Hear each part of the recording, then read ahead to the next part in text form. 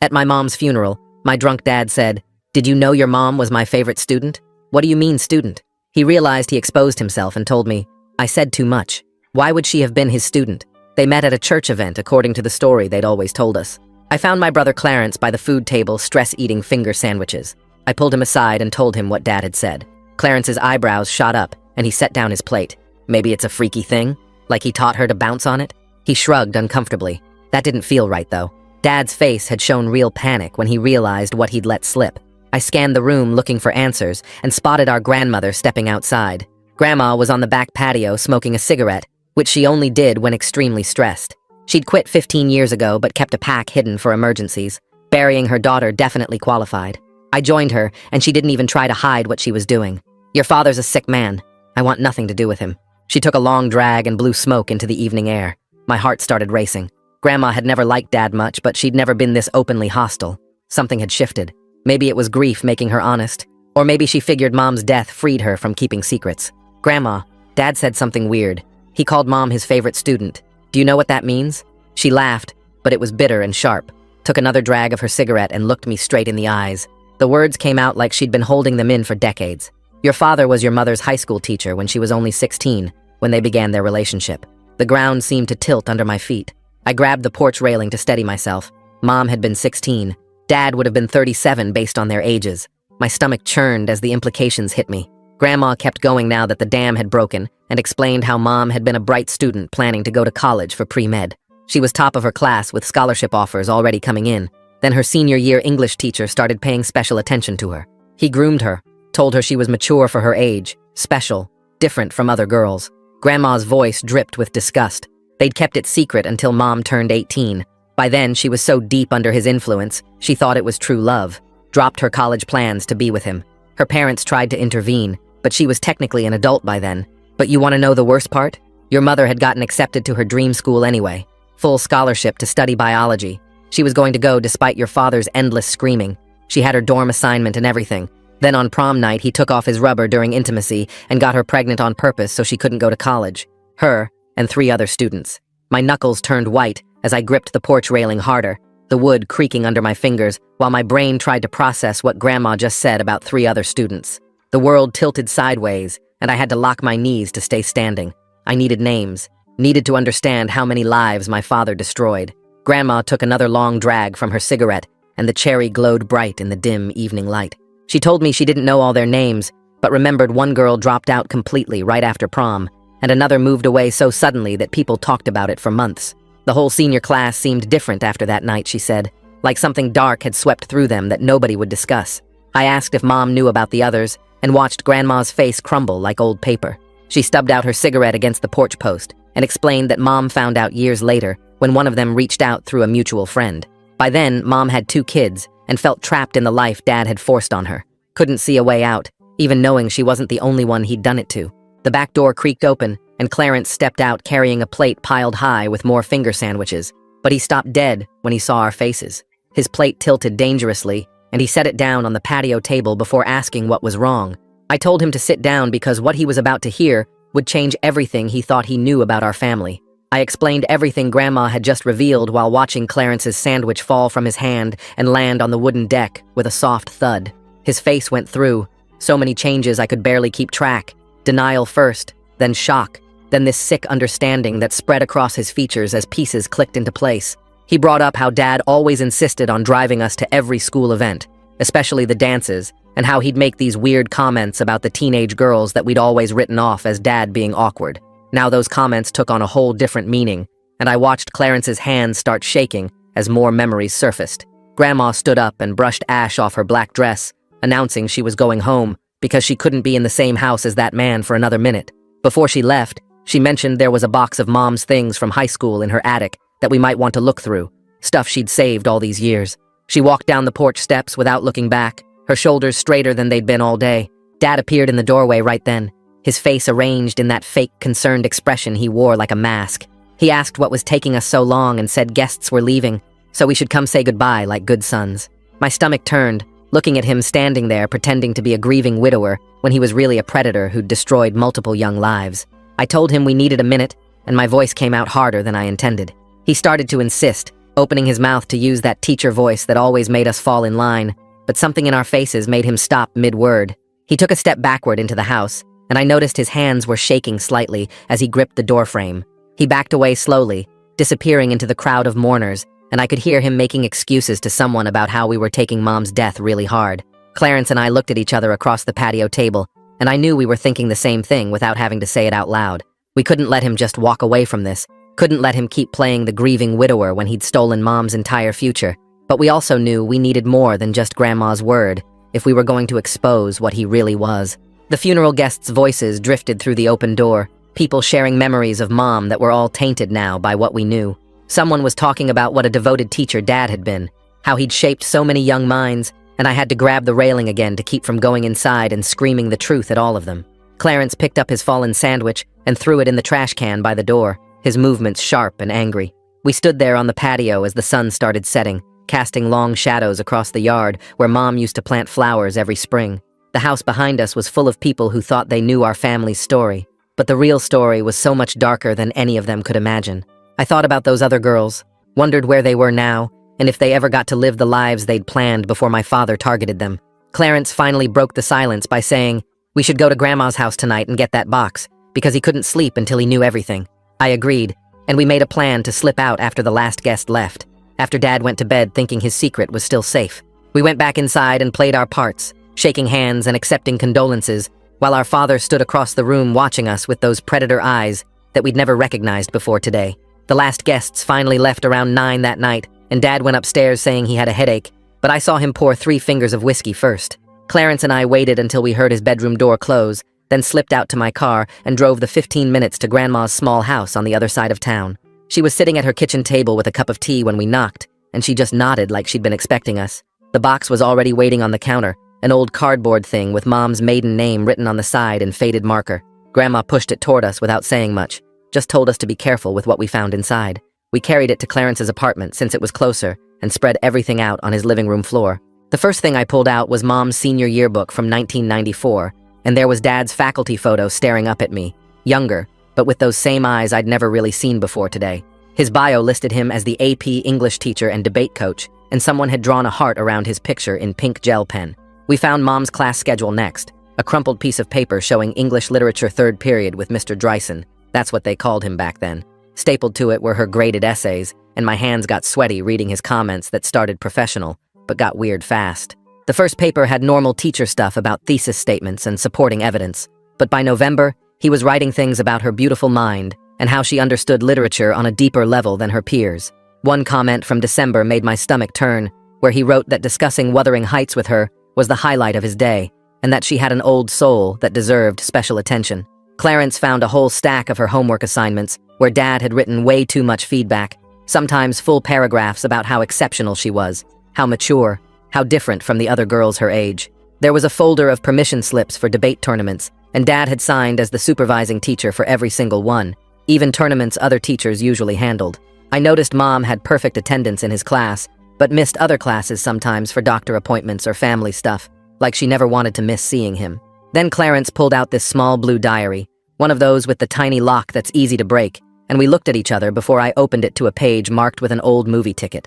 Mom's handwriting was rounder back then, more girlish, and the entry was dated 2 weeks before prom, talking about how confused she felt, because Mr. D kept asking her to stay after class to discuss her future. She wrote that he said things that made her feel special, but also uncomfortable, like when he touched her shoulder while reading her essay over her desk, or when he said she was too mature to waste time with teenage boys.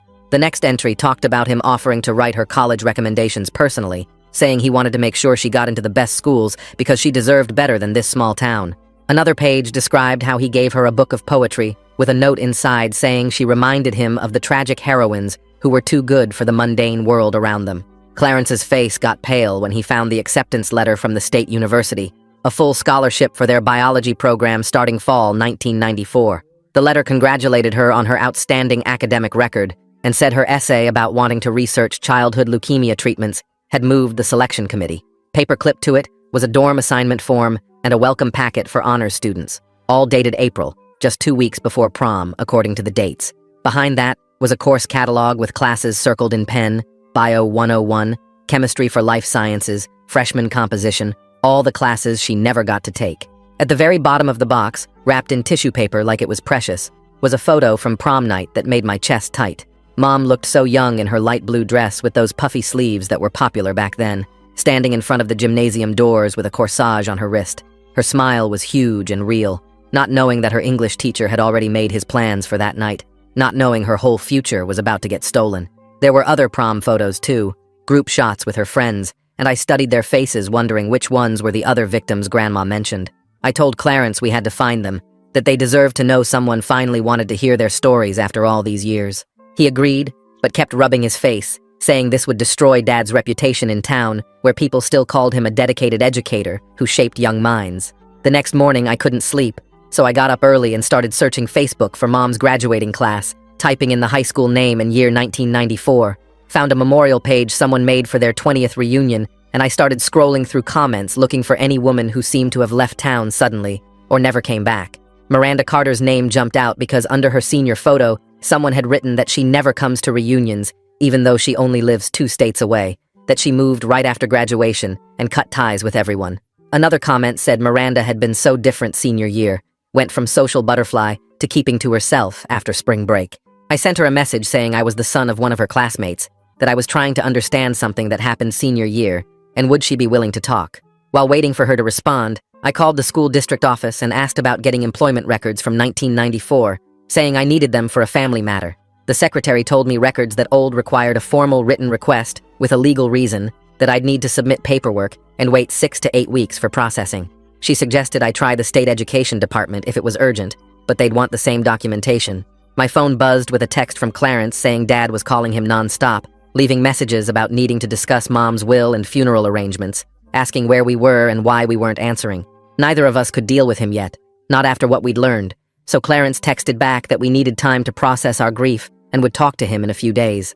That evening, my phone buzzed with a Facebook notification, and my hands shook a little when I saw Miranda's name pop up on the screen. She'd written back saying she'd wondered for years if anyone would ever ask about what happened that year, that she'd carried the weight of staying silent for way too long.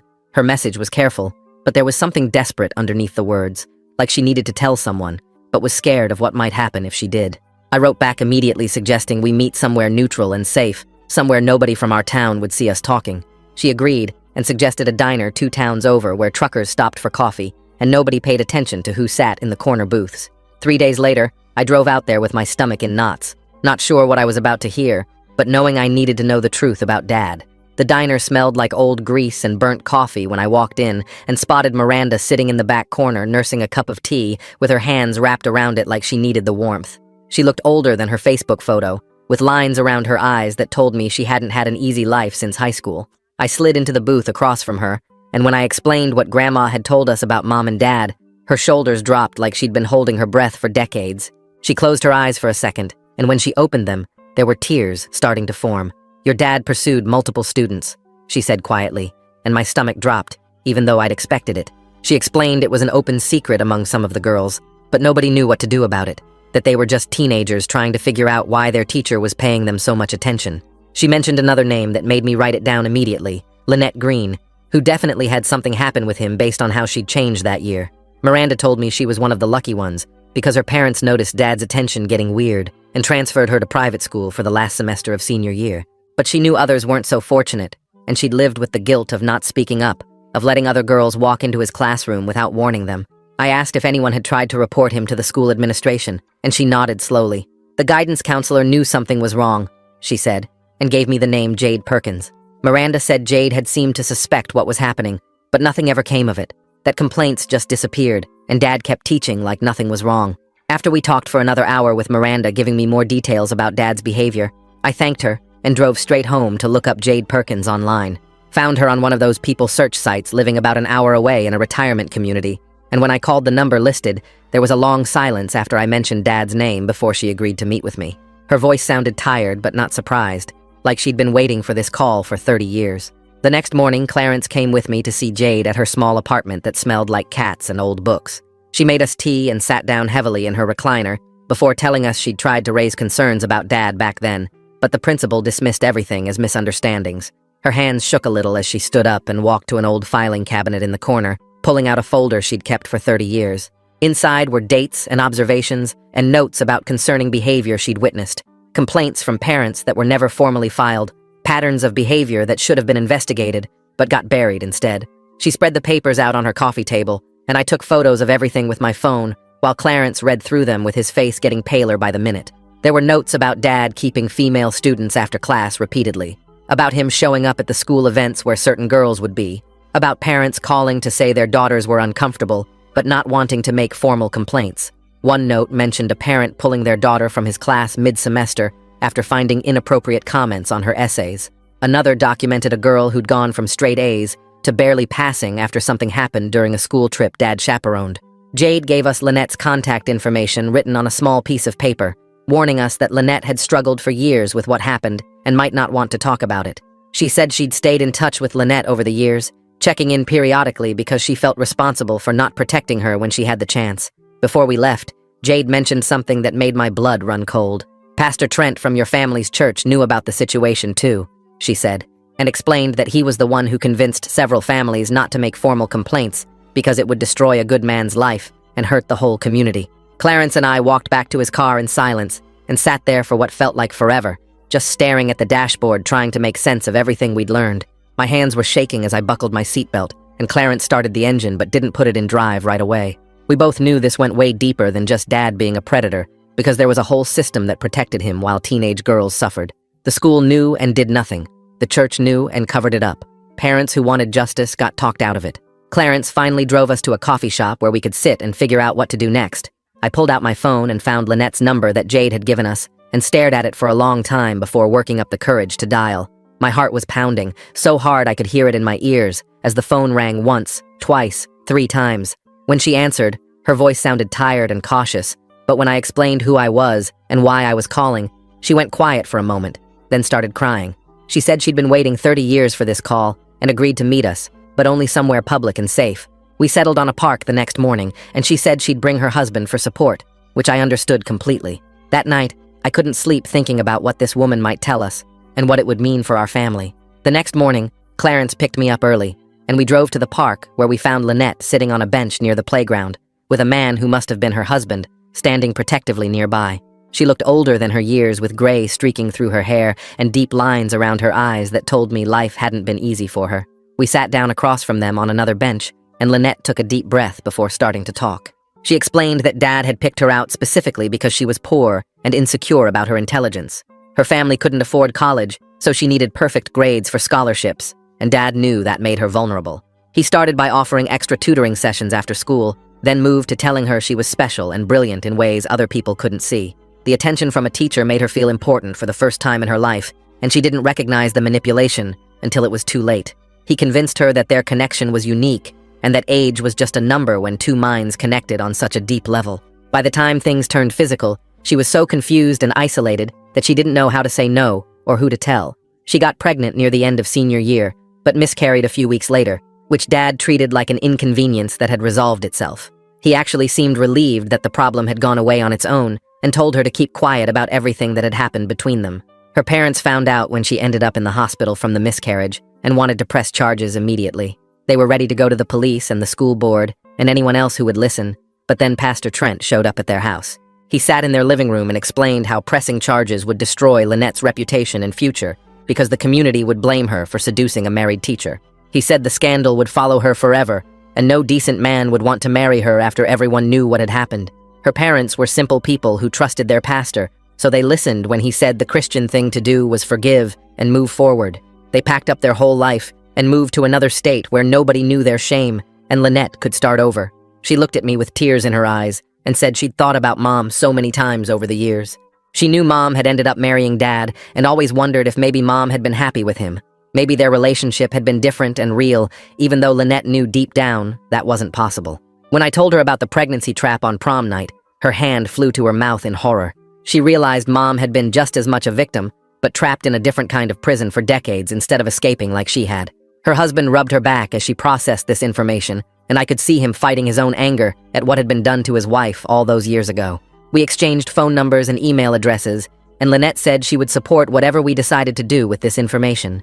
She was tired of carrying Dad's secret and protecting the man who stole her teenage years and nearly destroyed her life.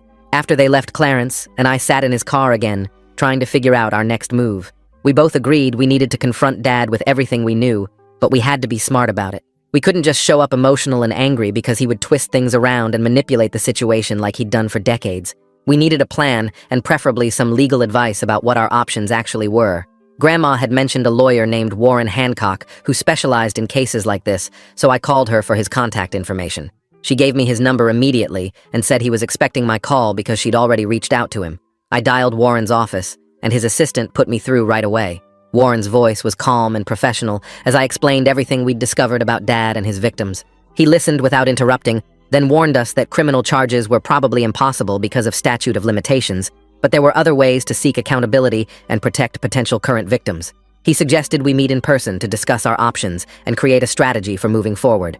Warren told us to document everything before we made any moves and get written statements from anyone willing to share their story. The next morning, I started calling Miranda and Lynette again, while Clarence went to Jade's house to pick up all her files and notes she'd kept for 30 years. Miranda wrote out her whole experience in detail and emailed it to me that afternoon, along with photos from that time, showing how young they all looked. Lynette's statement came 2 days later, and reading it made me sick all over again, seeing the specific ways Dad had manipulated her when she was just a kid trying to get good grades. Jade brought over 3 boxes of documentation, including parent complaints that never got filed, and notes about concerning behavior she'd witnessed over the years. We spent hours going through everything and organizing it into folders with dates and names and specific incidents all laid out clearly. Warren came by on the 3rd day to review what we had and helped us put it all in order for maximum impact when we showed it to Dad. While we worked on gathering evidence, Dad kept calling both our phones, leaving messages that started confused, then got angry, then desperate as the days passed. His texts went from asking about funeral bills to demanding we call him back to begging us to just tell him what was wrong. Clarence played one voicemail where Dad's voice cracked as he asked if we were okay and said Mom would want us to stick together as a family. We ignored every single attempt at contact while we built our case against him piece by piece. On the 7th day, Warren called to say everything was ready and asked if we wanted to move forward with confronting Dad directly. Clarence and I looked at each other across my kitchen table, surrounded by evidence of our father's crimes, and both nodded at the same time.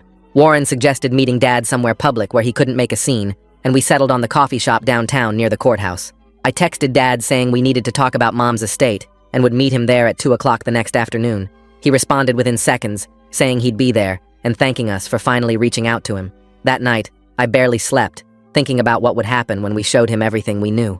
The next morning, Clarence picked me up early, and we drove downtown, getting to the coffee shop an hour before Dad was supposed to arrive. We picked a corner table where we could see the whole room and the front door and ordered coffee we didn't touch while we waited. Warren arrived 30 minutes later with his briefcase and sat at a nearby table pretending to work on his laptop, but really there as backup if things went bad. At exactly 2 o'clock, Dad walked through the door, and I almost didn't recognize him at first. He looked like he'd aged 10 years in the past week, with dark circles under his eyes and his clothes wrinkled like he'd slept in them. He spotted us immediately and hurried over with this desperate relief on his face, like we were throwing him a lifeline. He sat down and immediately started talking about Mom's life insurance and the house and bank accounts. But I cut him off by pulling out the thick folder Warren had prepared and setting it on the table between us. Dad's face went from confused to worried as he looked at the folder, then back at us, trying to figure out what was happening. I pushed it toward him and told him to open it. His hands shook as he lifted the cover and saw the first page, which was a copy of Mom's acceptance letter to her dream school with the full scholarship. He flipped to the next page and found Miranda's statement describing exactly what he'd done to her when she was 17 years old. The color drained from his face as he kept turning pages, finding Lynette's account and Jade's documentation and photos of Mom at 16, looking so young and innocent. His breathing got faster and his hands shook harder as he saw written proof of everything he'd done laid out in black and white with dates and names and specific details he couldn't deny. He looked up at us with panic in his eyes and started to speak, but the words came out jumbled and desperate. He said it was different back then, and the girls were mature for their age, and Mom was special and different from the others. Clarence slammed his hand on the table hard enough to make the coffee cups jump and told Dad to stop talking right now. The whole coffee shop went quiet for a second as people looked over at us, then went back to their conversations. I leaned forward and kept my voice low but steady as I told Dad we knew everything about the pregnancy trap and the other girls and how the church helped cover it up. His mouth opened and closed like he was drowning on dry land as the reality hit him that his secrets were finally exposed after all these years. He tried one more time to salvage something by offering us money from Mom's estate and promising to go to therapy and begging us not to tell anyone else about this. His voice cracked as he said it would destroy the family name and ruin everything Mom had worked for. But I told him he'd already destroyed our family decades ago. Warren stood up from his table and walked over, pulling out legal documents from his briefcase, as Dad watched with growing horror. We gave him two choices right there in that coffee shop, with strangers drinking lattes all around us, having no idea what was happening at our table. He could write apology letters to all his victims and acknowledge publicly what he'd done and donate every penny of Mom's life insurance to a charity for abuse survivors, or we'd take everything to the media and police that afternoon. Warren explained that while criminal charges were unlikely due to time limits, the court of public opinion would destroy him completely, and several victims were ready to file civil suits. Dad's whole body seemed to collapse in on itself as he realized he had no way out and no more cards to play. He looked at the legal papers Warren had prepared with shaking hands and asked in this small, broken voice if we really wanted to do this to him. Clarence told him this wasn't about what we wanted, but about what was right, and what Mom would have wanted if she'd ever been free to make her own choices. Dad signed the papers right there with his hand barely able to hold the pen steady, while Warren witnessed everything and made it all legally binding. Warren said he'd be in touch about the details and timeline for everything Dad had agreed to do, then packed up his briefcase and left us sitting there with our father. Dad looked at us one more time with tears running down his face and asked if we could ever forgive him, but neither of us answered because some things can't be forgiven. He stood up slowly like an old man and walked out of the coffee shop while we sat there watching him go, knowing it was the last time we'd see him like that, with any power left. Warren called me the next morning saying Dad had already started writing the first letter and wanted him to review it before sending it to Miranda. I drove to Warren's office and found Dad there looking smaller than I'd ever seen him, hunched over a yellow legal pad, crossing out words and starting over. Warren showed me what Dad had written so far, and it was mostly excuses dressed up as apologies, talking about how times were different and how the girls seemed older than they were. Warren made him rewrite it completely, focusing on taking actual responsibility without any justification or explanation of his actions. Dad's hand shook as he wrote the new version, admitting he'd abused his position of trust and caused real harm that couldn't be undone. Over the next 2 weeks, this became the pattern, with Dad writing drafts and Warren rejecting them until they actually acknowledged what he'd done without making himself the victim. Some of the women didn't want to hear from him at all, which Warren said was completely their right after what they'd been through. Miranda accepted her letter and told Warren it helped her finally stop blaming herself for not fighting harder against his manipulation when she was just a teenager. Lynette took her letter but didn't respond, and we understood that silence was her way of processing decades of pain. The hardest part came when we had to tell the extended family what was really happening, since rumors were already spreading through our small town. Clarence and I sat down with our aunts and uncles at my apartment and laid out the evidence we'd gathered, watching their faces go from confusion to horror to anger. Dad's sister refused to believe it at first, saying we were making things up to steal Mom's money. But when we showed her the documentation from Jade and the victim's statements, she went quiet. His brother just kept shaking his head, saying he'd noticed things over the years, but never wanted to believe his suspicions were real. Mom's cousins were furious that we'd kept this hidden for even a few weeks after discovering it, but we explained we needed to build an airtight case first. The community reaction split right down the middle, with some people calling us liars, trying to destroy a grieving man, while others admitted they'd always felt something was off about Dad. At the grocery store, people would either avoid eye contact completely or corner us to share their own stories about inappropriate comments Dad had made over the years. The local newspaper picked up the story after someone leaked information, and suddenly our family's private nightmare became public entertainment for the whole town to discuss. Pastor Trent showed up at my door 3 weeks after the coffee shop meeting with his Bible in hand, talking about forgiveness and healing and how the church needed to come together. I told him we had documentation of his role in covering up Dad's crimes and helping silence the victims, which made his face go white. He tried to argue that he'd been protecting the families from scandal, but Clarence pointed out he'd really been protecting a predator from consequences. We told him if he tried to intervene again, we'd make sure everyone knew exactly how many girls he'd convinced not to report what happened to them. The church congregation split into camps, with some supporting Dad and saying we should show Christian mercy, while others finally admitted they'd seen warning signs for years. Several women came forward with their own stories about Dad making them uncomfortable at church events or saying things that crossed boundaries when they were younger. One woman said Dad had offered to tutor her privately when she was 17, but her parents had refused because something felt wrong about how eager he was. Another remembered him showing up at high school events he had no reason to attend, always hanging around the teenage girls. The church board held emergency meetings trying to figure out how to handle the scandal while maintaining their reputation, but the damage was already done. Dad couldn't stay in town anymore with everyone knowing what he'd done, so he packed up and moved to live with his brother 3 states away. We put the house where we grew up on the market, and it sold within a month to a young family who had no idea about its history. Clarence and I split the proceeds after making sure the victims got the money we'd promised them from Mom's life insurance as Warren had arranged. 3 months after Mom's funeral, I visited Grandma and found her getting ready to visit Mom's grave with fresh flowers from her garden. She looked lighter somehow, like telling the truth had lifted years off her shoulders, even though she was still grieving her daughter. At the cemetery, she knelt by Mom's headstone and started talking to her like she was really there, apologizing for not protecting her better when she was young. She visited every day after that, bringing different flowers and having long conversations about everything she'd wanted to say while Mom was alive but couldn't. Miranda called me one day saying she and Lynette had been meeting for coffee and wanted to start a support group for survivors of teacher abuse. They'd already found 2 other women who'd experienced similar situations, though not with Dad, and thought it might help to process their shared trauma together. They invited me and Clarence to join them since we were secondary victims, dealing with our own complicated feelings about learning the truth about our father. The first meeting was awkward with everyone unsure how to start, but gradually people began sharing their stories and finding comfort in not being alone. Jade started working with the current school administration, using what happened with Dad as a case study for training teachers to recognize grooming behaviors. She developed a whole presentation about warning signs and proper boundaries, making sure current students would be better protected than her generation was. Several teachers told her afterward that they'd noticed concerning behavior from colleagues, but hadn't known how to report it properly until her training. Warren helped us set up a scholarship fund in Mom's name specifically for young women studying biology, since that had been her dream before Dad stole it. The first recipient was a girl from Mom's old high school who had the same bright determination Mom had shown in the photos from before she met Dad. We presented the scholarship at the school's award ceremony, and I talked about Mom's love of science without mentioning why she never got to pursue it. Clarence started seeing a therapist to work through his complicated feelings about the father he'd thought he knew versus the predator we'd discovered. Some days were harder than others, when a memory would surface that seemed innocent at the time, but now had sinister undertones he couldn't ignore. 6 months passed before I felt ready to write about what we'd discovered. I sat at my laptop for 3 days straight, typing and deleting and typing again, until I had something that felt right. The editor at the magazine asked for more details about the school's role, and I spent another week digging through old yearbooks and tracking down retired teachers.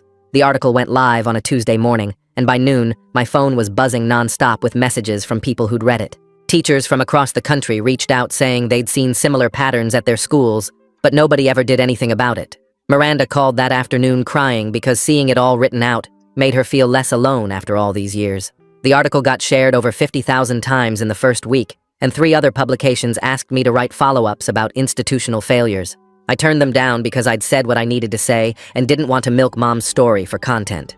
A year after that first article came out, Miranda called with news that made me sit down hard on my kitchen floor. She'd gone back to the school and just graduated with her counseling degree, specializing in trauma from authority figures. She said confronting Dad had broken something loose inside her, and she wanted to help other survivors find their voice too. Her practice opened 2 months later in a small office downtown, and within weeks, she had a full schedule of clients. The school district finally announced they were doing a full review after my article, and 2 other stories came out about teachers from the same era. They hired an outside firm to go through 40 years of personnel files and complaint records that had been buried in storage. The investigation took 8 months and found 2 other teachers with multiple red flags that got ignored just like Dad's. The district held a press conference where they apologized to all victims and promised new policies to prevent this from happening again. 3 families filed lawsuits after the report came out, and the district settled quietly out of court. Pastor Trent announced his retirement 6 months after the school district report, citing health concerns, but everyone knew the real reason. Several families had confronted the church board about his role in silencing victims and threatened to go public if he stayed. His replacement was a younger minister named Dre, who made his first sermon about protecting the vulnerable and holding leaders accountable. The church lost about 30 members who thought we'd been too harsh on Trent, but gained new ones who appreciated the transparency. Through all of this, Clarence and I met for dinner every Thursday without fail. We'd never been that close growing up, but working through this mess together changed something between us. We started new traditions like taking road trips on Mom's birthday instead of visiting the cemetery where Dad might show up. We cooked her favorite recipes together, even though neither of us inherited her skill in the kitchen. We talked about the good memories we had of her before we knew the truth, and tried to separate the mother we loved from the victim she'd been. Grandma seemed to get younger after telling the truth, even as her body got older. She started going to water aerobics and joined a book club, and even went on a cruise with her friend Margaret. She'd visit Mom's grave every Sunday, and I'd sometimes find her there just sitting on the bench talking like Mom was sitting next to her.